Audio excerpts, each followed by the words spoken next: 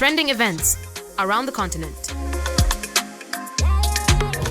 The Commission of Inquiry into Local Government Councils and Connected Matters has concluded that the former chairman, CEO, and finance director of the Brikama Area Council engaged in gross misconduct, abuse of office, and financial negligence should face disciplinary, financial, and criminal sanctions. The Commission submitted its report to the President. Former Brikama Area Council chairman was found liable for abuse of office and unauthorized directives and expenditure.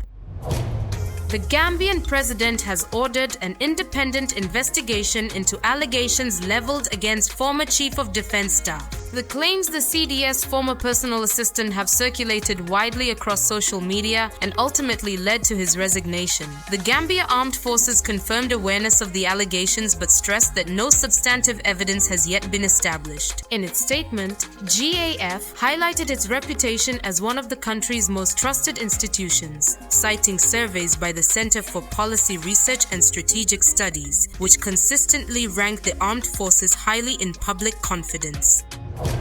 The National Water and Electricity Company has attributed the frequent power outages in the Greater Banjul area to ongoing maintenance works on its power generation facilities and challenges in securing adequate fuel supplies. Speaking during a recent press conference organized by the Ministry of Information, Media and Broadcasting Services, NAWEC officials explained that the fuel supply difficulties are linked to ongoing geopolitical tensions in the Middle East, which have affected procurement processes. The company assured the public that efforts are underway to resolve the electricity disruptions within the next 2 weeks. NAWEC further called on consumers to remain patient and understanding as work continues to restore a stable and reliable power supply.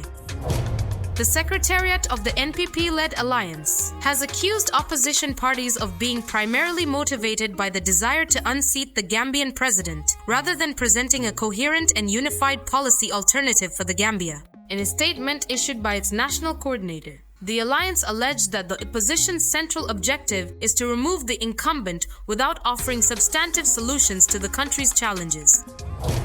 The Gambia police force has said 6 suspected scammers have been arrested during an intelligence-led operation at Dalaba Estate. GPF said the suspects, all Nigerian nationals aged between 19 and 26, were detained after officers searched a residence and recovered 6 laptops, 10 smartphones, a printer, 4 passports and other items. The suspects are being held at the police station as investigations continue. Police said they remain committed to tackling cyber-enabled crimes and other criminal activity nationwide.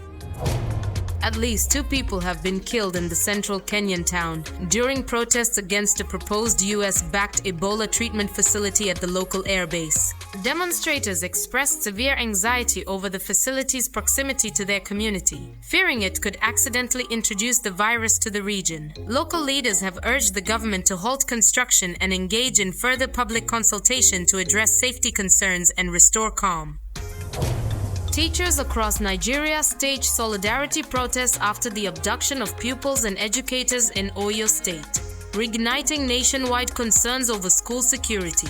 Organized by the Nigeria Union of Teachers, the demonstration saw educators in multiple states call for the victims' safe return and stronger protection measures. In Lagos, teachers joined colleagues across the country in urging swift government action.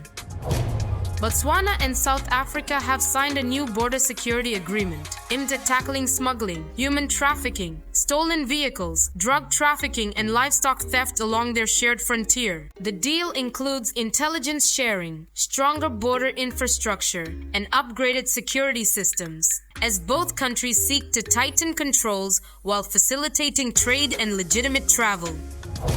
Burkina Faso says it has dismantled 25 illegal offices for buying and selling gold as part of a nationwide anti-fraud campaign. Authorities opened 93 cases of gold fraud between 2023 and 2026, recovering more than 10 billion CFA francs in fines and penalties. Officials seized 78.08 kilograms of gold and warned that illicit trading networks are draining public revenue. The government is now strengthening law enforcement capacity to combat gold fraud, money laundering, and illicit financial flows. Africa will have its biggest ever presence at the FIFA World Cup. 10 nations set to feature at the 2026 tournament. following the expansion from 38 to 48 teams.